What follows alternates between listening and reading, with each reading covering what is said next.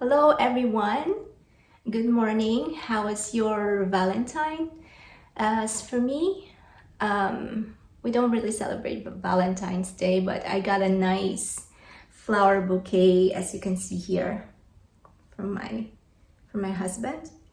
I got it on the evening of Valentine's Day, but they still look so fresh and beautiful. Just needed to change the water every 2 days. It's a Saturday today, so it's been a few days since I got this nice bouquet of roses, hellebores, and I think this is a stargazer right here. And I think I will do a video of this floral bouquet in watercolor one of these days, but not today. Today I'm going to show you my collection of watercolor paper. I hope you find that interesting enough for a vlog topic, so let's get on with it. Hey guys, as you can see, I have here on my table the huge piles of watercolor sketchbooks and watercolor notebooks that I have accumulated over the years. I started painting actually back in 2019, I think, or 2018. I think 2018 when we moved back here in France. And yeah, I want to show them to you. Also, it's not just notebooks, some blogs, some postcards, different kinds of paper in general. So let's start with the really old ones that I tried. So let's start with this Winsor Newton Cotman. It's 140 pounds per 300 grams. It's cold pressed and fine grain, so it's rough. So yeah, I was starting out, this was 2019, experimenting with watercolor, and I was obsessed with banana leaves, I remember back then. So yeah, here are some of my attempts at painting banana leaves, and there's really not much stuff going on in here. I was not a big fan of this paper actually, so it's a good paper to start practicing, but yeah, like everybody says, you should buy the best quality of paper that you can afford. So yeah, if you're starting out, this is not so bad really, but it depends on the type of technique that you want to explore. And then I got this Sennelier, which is also rough and good for practice. It's, I think, about the same. I think it's a bit thicker. So yeah, this was one of my first tutorials, I think. I did it in paper back in 2020 when I was just starting with this YouTube channel. And yeah, it's not so bad. This was in 2021, so I have used this paper a lot, and I'm also not a big fan of it, but it's still not so bad. Sennelier. And also I got this La Mali indigo paper. I wanted to make a watercolor diary of the plants that I was collecting. I think this was during the pandemic. Oh, I have such good memories of this this plant. This was my begonia, but begonias don't really love me. So it's the same version that I did in the Sennelier watercolor paper. Here it's just with this La Mali indigo paper. I think I got this from one of the museums in Paris. I think a Musée Bamberg or something. Yeah, it's not so bad. It keeps wet for a long time. So if you like pure cotton, I think, paper like this that keeps wet for a long time, it's not so bad. So yeah, why not? I should use this more because I haven't really used it so much. because I hoard a lot of paper, and yeah, you see, I still have one whole sketch pad in here. Cost, I can see, 16 euro. Yeah, quite a good paper, this. And next also I got this Moleskine. Actually, I have two of them. This is a small one, and this is an A5 version sketchbook. I've always been a big fan of Moleskine notebooks. I pronounce Moleskine, but I don't really know. I just assume it's the correct pronunciation because it comes from Italy, I think. So I used to be, I'm a big fan of the notebooks, so I thought I would try the sketchbooks. This is not so thick, actually. It's quite thin. So I would guess it's the same thickness as the Cotman, 140 pounds for 300 grams. And it's not so bad, actually. It's really good for practice. I got some nice paintings out of it. Like this one that I sell actually online. I edited it on Procreate. Painting of Biarritz. What else? Yeah, I was experimenting with loose. It's not really so grainy. It's in between grainy and smooth. Moleskine. So yeah, it's not so bad to practice on this paper. I recommend it, but it's a little bit pricey. So yeah, and one of my favorites, I already finished one block of etchr Labs, the Perfect Sketchbook. I finished one whole sketch pad, so I moved on to the next here. I'm not gonna show that first sketch pad. It's a lot of messy watercolor stuff, and a lot of my tutorials I did on this sketch pad. It's the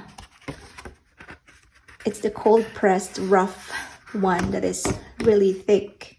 It's one of the best watercolor sketchbook out there. It has really good ratings, and as you can see, I really had some nice I'm trying to find nice practice with this sketchbook, most of them in my YouTube videos.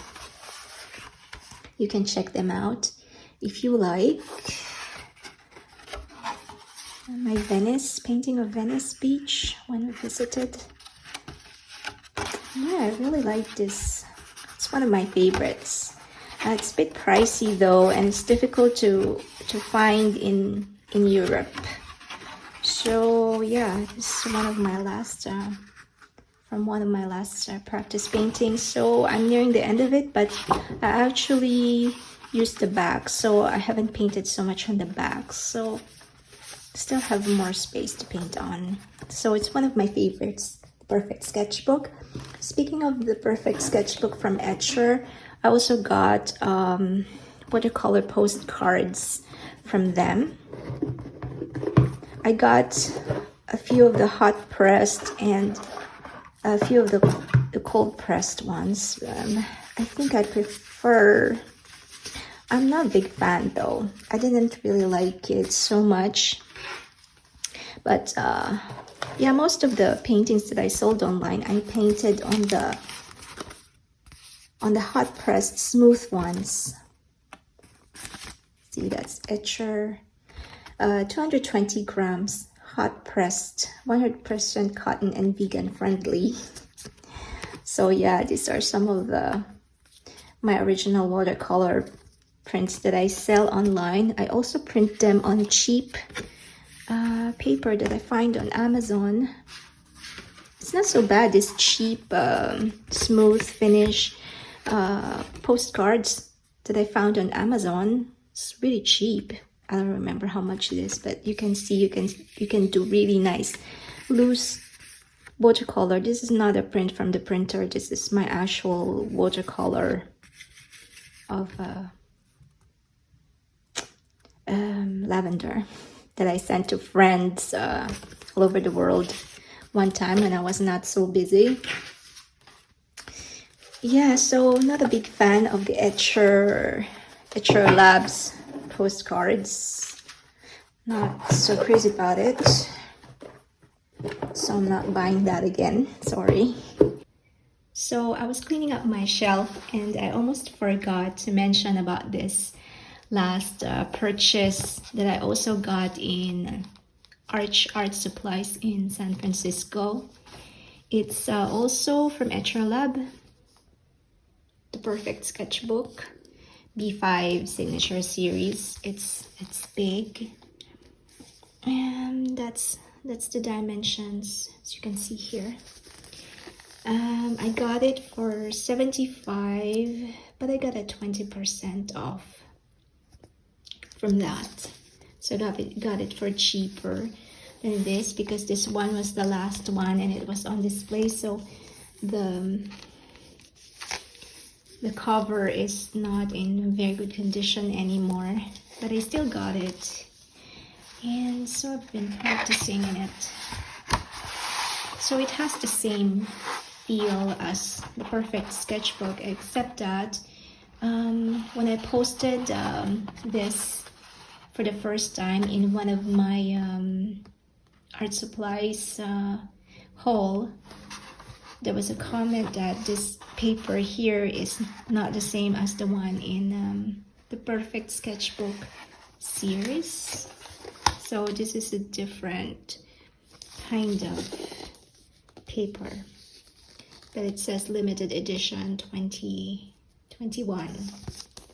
So I'm really glad, sorry. So I'm really glad to have this and quite happy with it. And yeah, highly recommend it.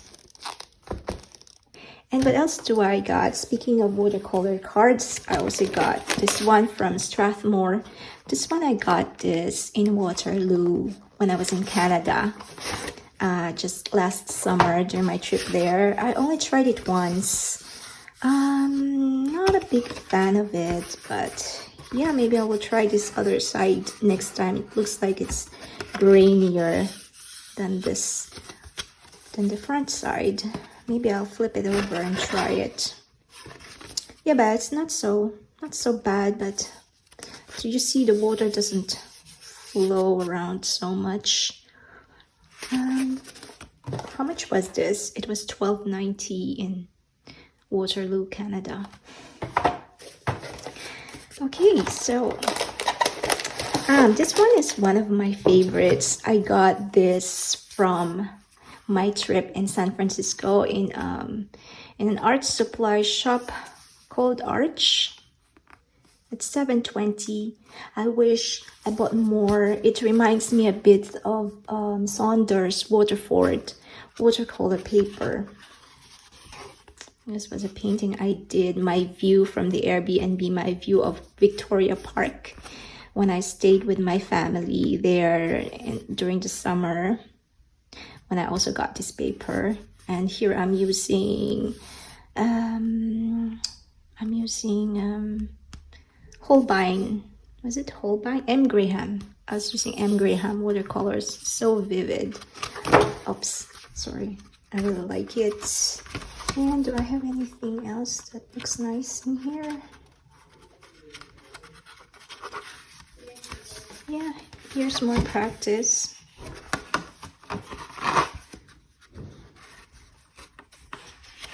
Yeah, I wish I bought more of this paper.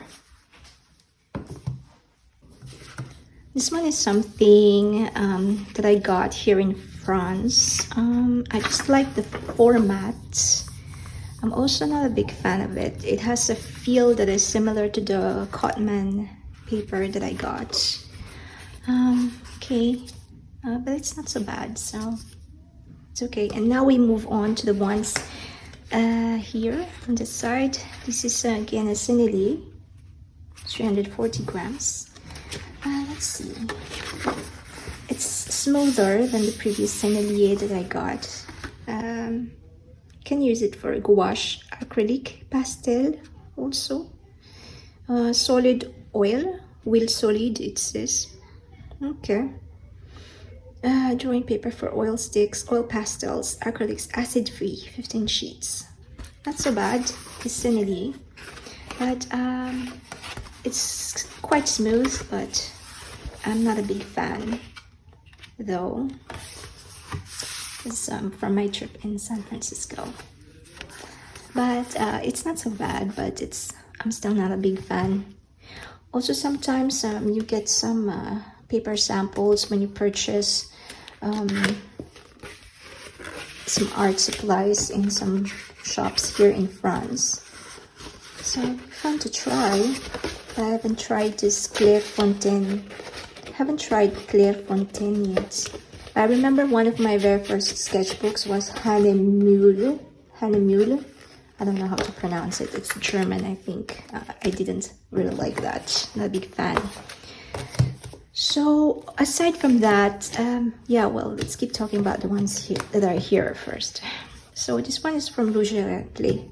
All the ones here, some of them I haven't tried yet. 100% cotton A5, 300 grams meter square. It's nice when it's all stick to the sides like this, so that you don't need to tape your paper in place when you're painting. It's a bit noisy outside. Maybe I'll close the window.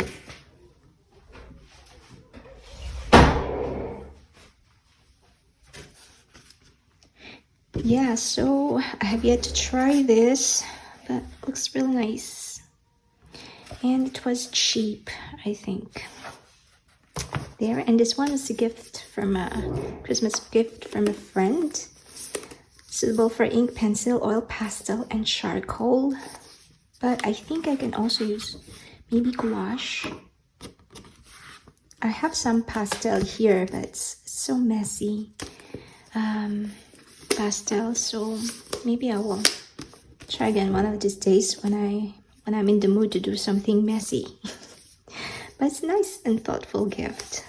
I appreciate it. Also, I have this one. This one is thin. No, it's thicker than this one actually. It's multimedia, but I was interested in it because it's gray and smooth. So yeah, one of these days I will try this one out as well, maybe with some watercolor pencils. And this one, I just liked it because it's really bright white from Fabriano. I'm a big fan of hot pressed watercolor paper. This one I haven't really tried it for anything watercolor except for calligraphy. I did some calligraphy once on it, but I've lost that calligraphy. I don't know, it's somewhere in my messy shelf. This one is another gift from a friend. It's canvas for a gouache mixed media, and it's gesso primed. Gesso primed. Wonder what that means. Google, ChatGPT. Anyway, yeah, I'm going to try this one of these days if I decide to try oil or maybe just with gouache. Okay, that's nice. And I've got another one here from Fabriano. This one is cold pressed, so it's rough, and I like quite like Fabriano paper, and again it's glued on the sides, so it's really practical. I have yet to try it. I keep hoarding paper, and I will be hoarding more soon when I go on a trip to San Sebastian, Spain soon. I will visit some art supply shop there. And here another black. And you see I have tried a bit of it using gouache. Oh, that's my cute pet betta fish. Oh, why look so sad? She passed away 2 years ago. She was really joyful betta fish. I miss her. yeah, why not black? And what else? A gift, something that came with some watercolor palette, a Christmas gift, I think, from my my beaux-parents, what's beaux-parents in English? My in-laws. So yeah, I haven't even opened it. So this is papier aquarelle, 300 grams. Okay, so it should be good. It looks like it's smooth, maybe not. So I've yet to try it. The watercolor papers here in France are quite good. This one is a really cheap one. Winsor & Newton, cold pressed. And it's a big block. I think I've used it once, but I'm too lazy to get the painting. It's downstairs. It's good for practice, but it's not very good quality, but still good for practice. Also, you can buy big blocks, big sheets of watercolor paper that you can cut up into tiny pieces, like I sometimes do here. These are mostly arches or arche. I don't know how to pronounce it. It's French. It's probably arche, but the English-speaking world would say arches. So let's say arches. Okay, so you see, if you're a fan of doing big paintings, you can get, and also you can make some savings if you get the big blocks of paper. I'm not gonna get them because they're up in my shelf and it's too big to be shown anyway on the camera. So yeah, this one I cut it up, and this is an old painting from 2020. Something I followed on a YouTube video from Chris Petrie, I think. This is Arches hot pressed, cold pressed, 300 grams, acid free. I'm quite a big fan of it. I'm a big fan of this paper, Arches, but I prefer the hot pressed smooth ones. I think this is Arches as well, either Arches or Fabriano, but Arches for me it's better quality than Fabriano. Big fan of it. So some practice for one of my favorite subjects, the tropics. This one also loose florals, smooth, hot pressed, and yeah, Arches, rough. Arches or Fabriano? Probably Arches or Fabriano. I'm not sure. Anyway, they're both really good paper. A bit pricey, but yeah, as I told you, you can save. If you buy the big ones, you just cut it up, and you can even make your own sketchbook and just sew on the sides. There are a lot of tutorials on the internet, I think, to do that. So yeah, I hope you enjoyed my presentation, my video today, and yeah, have a good weekend, and I'll see you on the next video. Bye.